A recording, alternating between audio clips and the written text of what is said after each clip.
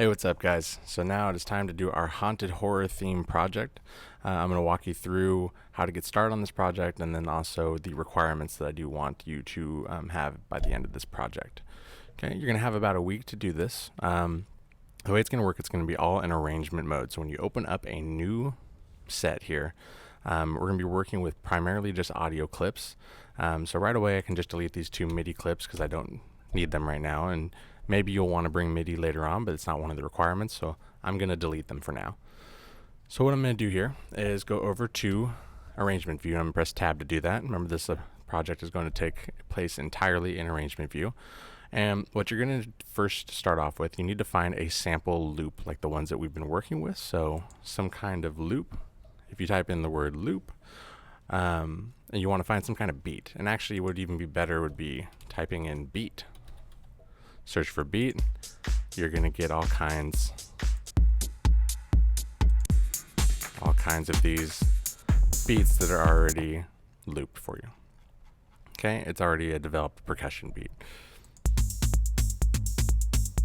Okay, so that one already sounds kind of weird. Yeah. But so what we're gonna do, you want to take whichever one you find, you choose, bring it out, and the first thing you're gonna do is double click on it. You're gonna turn loop off. Okay, and I'll show you why in just a little bit. You're gonna turn loop off, and then you also want to make sure that your BPM up here in the top corner is the same as whatever clip you just started. And this is going to be the BPM that you're going to use for the whole song. So this is going to kind of anchor everything together. So we're in 125 here. Now, if you look, they tell you that that's what the BPM of this segment is. So we have it matched here, but now I'm actually going to change this. And so the whole point of this project is you're actually going to learn how to really manipulate samples in really creative and weird and wacky kind of ways. And the way you do that is through warping them or stretching them. So right now it's at 125 BPM. Warp is on, but it's not letting me change this value. So what you have to do, for some reason, I don't know why, but you turn warp off and then you turn it back on, and it will allow you to adjust that. And if you see here, what I'm actually doing by moving this up, the segment BPM up and up and up, we're staying in our grid of 125, okay, at 125 BPM, but we're stretching this particular segment further and further and further. You're actually literally taking that audio and you're stretching it out. Okay, so we started back here, it was 125. So the way you want to do this to start off, so let's listen to it so you hear how it sounds. Okay, so remember, you want loop to be off here. Very important part. So now what we want to do is you're going to stretch this out. But first, before we get too far ahead of ourselves, what I'd like you to do is it's a good idea to duplicate every single track that you're going to warp. Okay, so here's what we'll do. Go over here and click on the track header for wherever your sample is. Hold Control on the keyboard and press D. Now you'll see we have two of the exact same track, which is great. And now what I'm going to do, I am going to stretch this one out, but I want to keep it in time with my grid. And the way you can do that is just simply by doubling the BPM. So we have 125 here. Doubling that, that'd be 125 times 2. That's 250 BPM. So I'm going to type 250 and hit enter. And now you can see with the transients here, like where the drum hits come in, where you see those volume peaks, it still matches up on my grid, so it'll still be in time. And now what I can also do, this is an important part as well, you want to grab the end with the bracket, grab the end of the clip right there, and drag it out.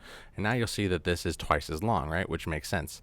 We stretched it out, and we did it by doubling the BPM. So now we have the same exact clip is here and it is here. So let's listen to it soloed on the first track. We're going to hear that same beat again. Okay. And then next, we are going to hear it soloed on this track. And now let's see what it sounds like when it's been stretched out.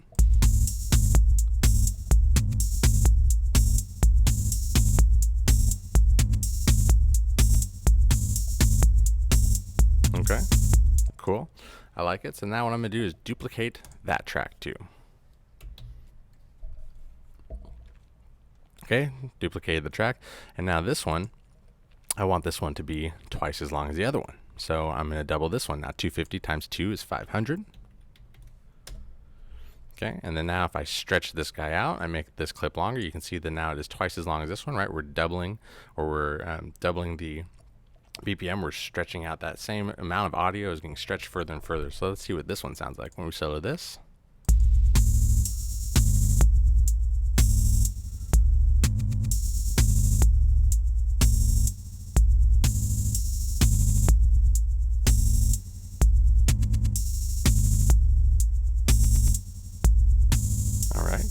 Got something much more eerie and weird there, right? Really strange sounding. But you do still hear it is in time. It does have some rhythmic value to it. And so is this what's going to keep at the end of all this, because we're going to do this with a lot of samples. You're going to get a lot of weird, crazy sounds out of them. But we do need to keep this musical to some degree, and this is what's going to keep us musical. The fact that this is still going within this time. So next what we're going to do, I want to do this again. I'm going to double it. So I'm going to go Control D. I want to double this, but then now there's a problem here. If I try to double this and type 1000, it'll pretty much be on, but you look, it maxes out at 999 BPM, and that's not what I want. I want it at 1000 BPM. So what I'm going to do here is I'm going to go back to 500. Okay. And now if you right click on the clip, on the header here, right here, there's the clips have their own heading right here. So this would be a track header. This would be a clip header. I right click on it. And then if you go down, you see this one, consolidate. So if I press consolidate, it's going to reset my BPM for this. So let's go ahead and do that. And you'll see that the BPM has reset to 125. So now if I double this number to 250, okay, I have taken that, well, it was 500, BPM here. We've now stretched it to double of, it reset to 125. We doubled that. So then this is giving us that perfect 1000 BPM. Now, it's not important that you remember exactly how many BPM you have. What is important is that you're doubling every time so that it always stays perfect in the same speed. So now let's listen to this one. It's going to sound pretty wacky.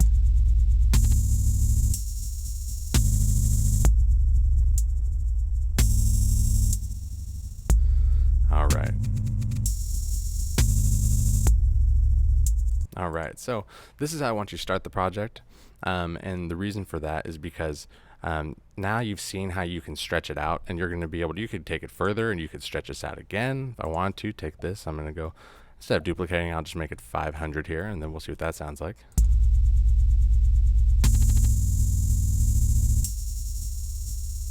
And you could just go for days stretching it and stretching it and stretching it until it just sounds almost unrecognizable. Already to sound unrecognizable compared to what it originally started as. We're also going to play with the different warping options that we have. So if you take a look at one of these clips here, just below where you see the BPM, you also can see down here where it says beats, this word beats. And if you open that window up, you'll see that you have these 6 options here: beats, tones, textures, repitch, complex, and complex pro. So these are the different ways that Ableton will warp the audio, and each of them is going to sound really, really different because they're made for different applications, but we're going to use them just creatively and experiment with them and see what we get out of them. If we choose Beats, Beats has, and it's what it is right now, it has this preserve option where you choose what you want to preserve rhythmically.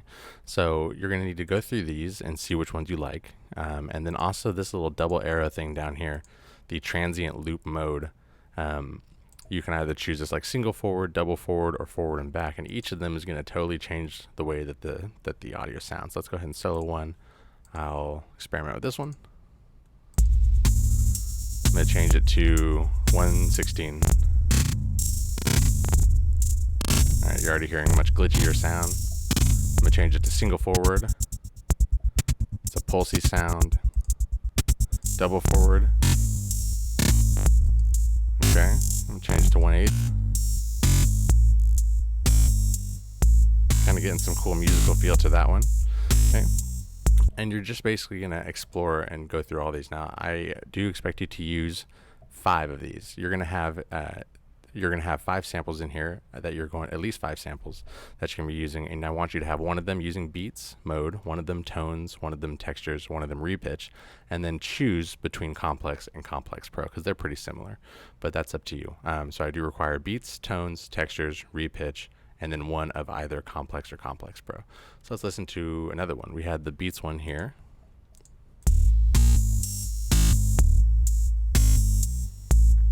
Okay.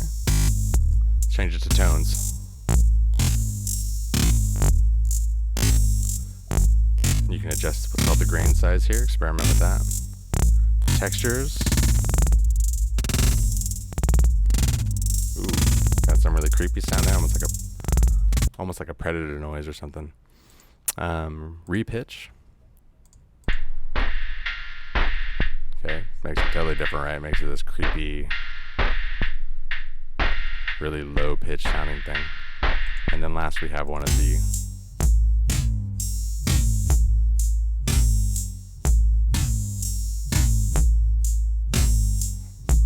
all right, cool. So let's say if I want to start with let's do this one and these two. I'll go with these two. This one, so I need to have this as one of these. Let's say if I decide to go with the Complex, and then this one needs to be something else.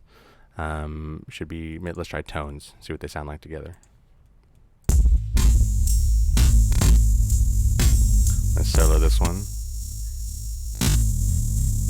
There's a lot going on there, right? So when you play them together, so maybe it'd be better to quiet one down.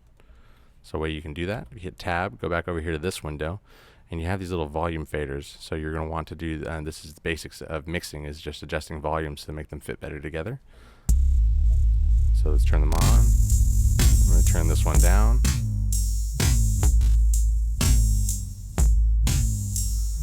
So then our ears are focusing on this one, but this one is there adding texture.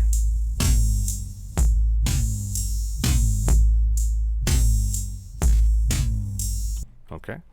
And then so you're gonna, then after that, once you have like the basis of your beat, and we haven't really started arranging the song yet, that's gonna be up to you later. And I'll give you an example of that in just a second, but you'll choose something else like different beat. It doesn't have, in this, for these other ones, it does not have to be a loop, it can just be any sample. So let's do, I mean, some of these are already gonna be pretty strange sounding. It's just like a vocal one, because vocals sound pretty wacky when you stretch them out. The sounds, the pounds, the mind is time. The sounds, the pounds. All right, so I'm going to bring this one in. And now for these ones, since you already have your rhythm foundation with here, you did the like make sure you double it and everything like that. You don't have to worry about that anymore. These ones, you can just freely stretch them. So I can just, oh, no, not that one. Oops, this one, the new one I just dropped in. You can just freely stretch them however long you want. Turn loop off again because you're going to want to open, you're going to want to stretch that out, make that clip so you can see that whole stretched audio, but let's see what that sounds like. Sounds. Okay, try texture. Sounds. I want to stretch it more. Sounds.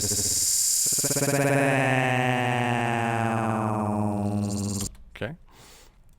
And let's say I want to even stretch it more than that. Right click, consolidate, and stretch it even more than that. So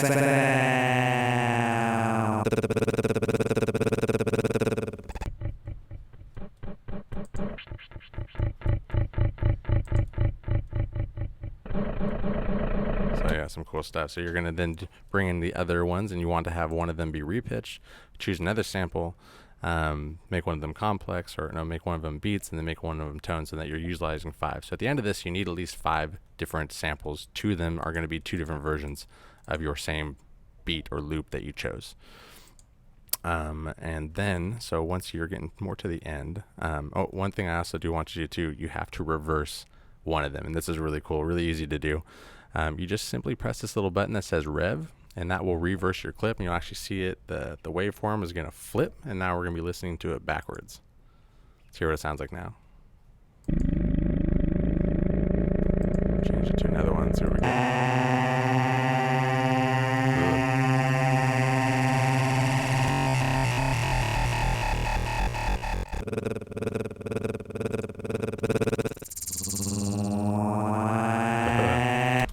creepy. All right. So then those are let me make sure I got everything. Then you're going to layer them creatively so that they, one starts here, maybe one starts here. Duplicate this one, click on it, Control D. So then this is like a part that comes in later. Maybe you duplicate this. So then now it's like, just like in the last example I showed you, not everything's coming in at the exact same time at the beginning. It's like one part comes in, maybe a part fades out here and there. So, and those are just the minimum requirements. So then by the end of this, I'll show you an example I've got here. Your piece will look something more like this. Now you don't have to worry about these little squiggly red lines, but something that's been arranged creatively. Got one thing starting out, another thing brings in.